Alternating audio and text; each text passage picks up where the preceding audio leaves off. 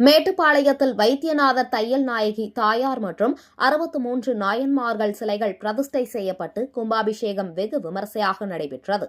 கோவை மாவட்டம் மேட்டுப்பாளையத்தில் அரசமரத்து பிள்ளையார் கோவில் வீதியில் புதிதாக வைத்தியநாதர் தையல் நாயகி தாயார் மற்றும் 63 நாயன்மார்கள் சிலைகள் பிரதிஷ்டை செய்யப்பட்டு மகா கும்பாபிஷேகம் நடைபெற்றது.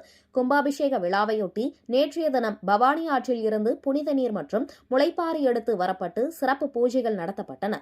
அதனைத் தொடர்ந்து இன்று அதிகாலை புனித நீர் யாகசாலையில் வைக்கப்பட்டு அர்ச்சகர்கள் மூலம் சிறப்பு பூஜைகள் நடத்தப்பட்டு புனித நீர் ஊர்வலமாக எடுத்து வரப்பட்டு 63 நாயன்மார்கள் மற்றும் வைத்தியநாதர் மற்றும் தையல் நாயகி தாயாருக்கு ஊற்றப்பட்டு மகா கும்பாபிஷேகம் நடைபெற்றது.